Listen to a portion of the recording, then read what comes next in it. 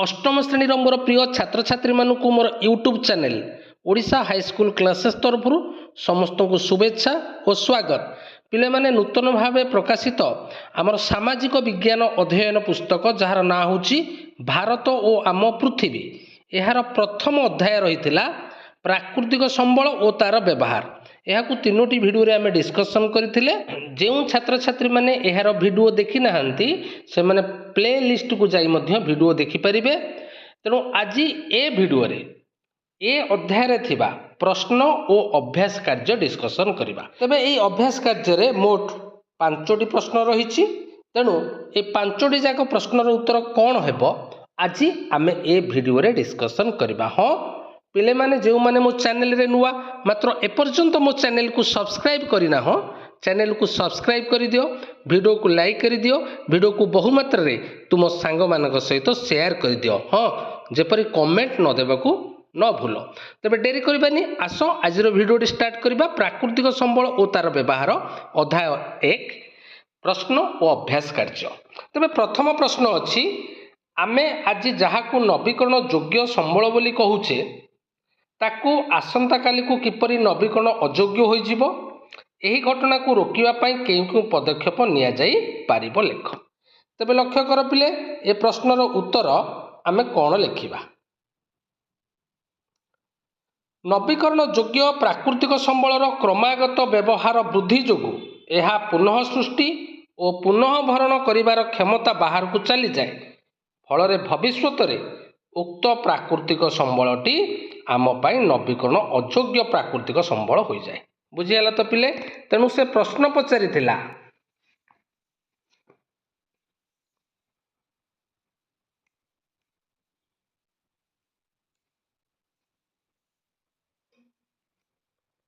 आमे आज जहाकू नवीकरण योग्य संबल बोली भाबुचे ताहा आसंता काली को किपरि नवीकरण अयोग्य होई जिवो।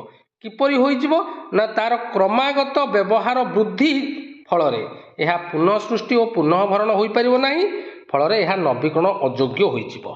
बुझीगला। यार उदाहरण दबा पिले भूतल जलर बहुल व्यवहार फल भूतल जलस्तर पुनः भरण तुलन में निम्नगामी होइछि। एही घटना को रोकिबा पाई आमे कौन पदक्षेप नबा। प्रश्न अच्छी घटना को रोकिबा केउ पदक्षेप नबा। तबे भूतल जल कथा आमे चिंता करिबा। तबे भूतल जल वर्तमान जो निम्नगामी होउछि जेहेतु यार बहुल व्यवहार फल तेणु यह रोकवाकू आमे जल अमलर विभिन्न पारंपरिक पद्धति आपणैबा, पानीर अपचय ह्रास करिबा, प्राकृतिक संबलर सीमित व्यवहार, पारंपरिक पद्धति रे कृषि कार्य, बहु फसल भित्तिक कार्य, वर्षा जल अमल प्रकल्प कार्य तथा मृत्तिका आच्छादन पदक्षेप निया जाई पारिबो। एही पदक्षेप नेले ए जो आमे भूतल जलर उदाहरण नेले जे भूतल जल जेपरी वर्तमान दिन को दिन नवीकरण अयोग्य होबाकू जाउछि एही पदक्षेप नेले आमे रोकी पारिबा। क्वेश्चन नंबर 2 को जिबा। मनुष्यर सेवारे आसुथिबा 5टी परिसंस्था कार्यावलीर नाम कुह। तेबे परिसंस्था कहले कोन बुझे पिले ना कौनसी प्राकृतिक परिवेश अंतर्गत सजीव और निर्जीव उपादान गुड़िकर पारस्परिक संपर्क और निर्भरशीलता को परिसंस्था कह जाए। तेणु ये परिसंस्था रे थिबा 5टी प्राकृतिक संबलर आमे नाम लेखिबा जहा मनुष्य सेवारे आसुछि। बुझेला तो। तबे लक्ष्य कर यार उत्तर आमे कौन लेखिबा। मनुष्यर सेवारे आसुथिबा 5टी परिसंस्था हैला। एक रहेला मृत्तिका। मृत्तिका खाद्य उत्पादन रे सहाय्य करे। मृत्तिका थिबारु खाद्य शस्य पनीपरिबा फलमूल इत्यादि संभव हेउछि। तेणु गोटे परिसंस्था है मृत्तिका। तापरे विशुद्ध जल लेखिबा पिले परिसंस्था रे थिबा जल को मानव कृषि कार्य रे एवं पानीय जल रूपे व्यवहार करुछि। तापरे तृतीय पॉइंट लेखिबा पिले विशुद्ध वायु। आमे छाड़ुथिबा अंगारकाम्ल वायु को सबुज उद्भिद ग्रहण करी आमको अम्लजान जोगाए। चतुर्थ पॉइंट लेखिबा सूर्यालोक। सबुज उद्भिद सूर्य ठारू आलोक ग्रहण करी निजे खाद्य प्रस्तुत करे एवं आमे से सबुज उद्भिद रु फल और पनीपरिबा पाऊ। आउ गोटे लेखिबा पराग संगम। प्रजापति तथा केतक कीटपतंग फूलरू फल उड़ी पराग संगम साहाय्य करती फल फल सृष्टि हो पारुछि जो फल को मानव समाज खाद्य रूपे ग्रहण करुछि। तेणु से देइथिला 5टी प्राकृतिक संबलर ना परिसंस्थार जहाँ आमर काम आसुछि। तेणु आम ये 5टी लिखिपर पराग संगम, सूर्यालोक, विशुद्ध वायु, विशुद्ध जल और मृत्तिका। 3 नंबर प्रश्न को जीवा नवीकरण योग्य संबल गुड़िक कौन? सेगुड़िक नवीकरण अयोग्य संबल ठारू किपरि भिन्न? वर्तमान और भविष्यत पीढ़ी निमंते नवीकरण योग्य संबलर उपलब्धि निश्चित करने लोक माने कौन करिपारिबे एहार 2टी उदाहरण दियो।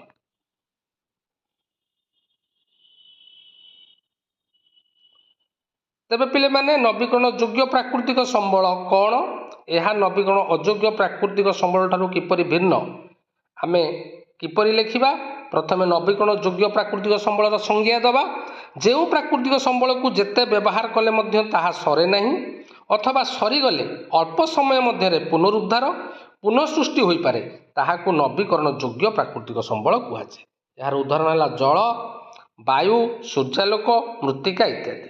मात्र जो प्राकृतिक संबल गुड़ी को व्यवहार कले भविष्य में ताहा सरीजिबार आशंका रही एवं पुनरुद्धार पुनः सृष्टि होगापाई हजार हजार वर्ष लगे ताहाकू नवीकरण अयोग्य प्राकृतिक संबल कहुए। उदाहरण स्वरूप कोयला, पेट्रोलियम, खनिज तैल, खनिज पदार्थ। बुझीगला? वर्तमान और भविष्यत पीढ़ी निमंते नवीकरण योग्य संबलर उपलब्धि निश्चिंत करने लोक मैंने कौन करेंगे ना नवीकरण योग्य प्राकृतिक संबलर उपलब्धि निश्चिंत करने संबलर अंशग्रहण यार धारणीयता मध्य संतुलन रक्षा करने उचित, मनुष्यर बोध शक्ति, सुशासन और उपयुक्त योजना माध्यम भविष्यत पीढ़ी यह रखा जाई पारिबो। क्वेश्चन नंबर 4 को जीवा तुम घर और आखपाखे प्राकृतिक संबल व्यवहार संपर्कित सचेतनता को सूचाउथिबा सांस्कृतिक अभ्यास गुड़ी को चिन्हट कर। तेबे लक्ष्य कर यार उत्तर कौन लिखिया पिले? आम घर और आखपाखे प्राकृतिक संबल व्यवहार संपर्कित सचेतनता को सूचाउथिबा केतक सांस्कृतिक अभ्यास गुड़िक है पानी को ठंडा रखापी माठिया बा माटीर पात्र व्यवहार कराए जहाँ फल विद्युत शक्ति को आम संचय करिपरिबा। ये गोटे अभ्यास। द्वितीयटी है पिले तुलसी, निम्ब, अश्वत्थ एवं बरगछ आदि को आमे माने पूजा करुचे जहाँ फल कि जंगल संरक्षण हो पारुछि। ये गोटे आमर सचेतनता कार्य। थर्ड है वर्षा जल प्रकल्प माध्यम वर्षा जल को संरक्षण करा जाय पारुछि। आईवी रहा प्राकृतिक इंधन तथा गाई गोबर को नहीं घसी तैयारी करा जाय पारुछि फल शक्ति संरक्षण करा जाय पारुछि। एवं भी रहा प्लास्टिक एवं पॉलिथीन परिवर्ते कला बैग बा मुणा व्यवहार हेउछि फल मृत्तिका प्रदूषण को रोका जाय पारिबो। तेणु यही 5टी पॉइंट आमे लिखिबा। क्वेश्चन नंबर 5 आमर आवश्यक सामग्री उत्पादन समय केउं विषय गुड़िक प्रति ध्यान देवा आवश्यक। यार उत्तर कौन हम पिले? आमर आवश्यक सामग्री उत्पादन समय निम्न विषय गुड़िक प्रति आम ध्यान देवा आवश्यक यथा आई रहा सामग्री उत्पादन द्वारा परिवेश जेपरी क्षति न हुए। आम जो सामग्री उत्पादन करवा ताहा द्वारा परिवेश जेपरी क्षति न हुए ताहा मध्य ध्यान देवा। परिवेशरू एपरी द्रव्य नवा जहाँ सहजरे मिल पारुथिबो एवं ताहा माटी रे मिसी पारुथिबो। सर्वदा नवीकरण अयोग्य प्राकृतिक संबलर सीमित व्यवहार करिबा। सामग्री उत्पादन पई पारंपरिक पद्धति ग्रहण करिबा जेपरि वायु, जल, मृत्तिका प्रदूषण हेबो नाही। बुझेला तो? ये 5टी पॉइंट लिखिछि। ये 5टी पॉइंट द्वारा आमे आमर आवश्यक सामग्री उत्पादन समय रे आमे एई दिग गुड़िक प्रति ध्यान देले प्राकृतिक संबलर सुरक्षा हो पार एवं आम परिवेश मध्य परिष्कार हो पार। मु भावुछि भिडियोटी भारी उपादेय हेब। समस्त को अनेक अनेक धन्यवाद।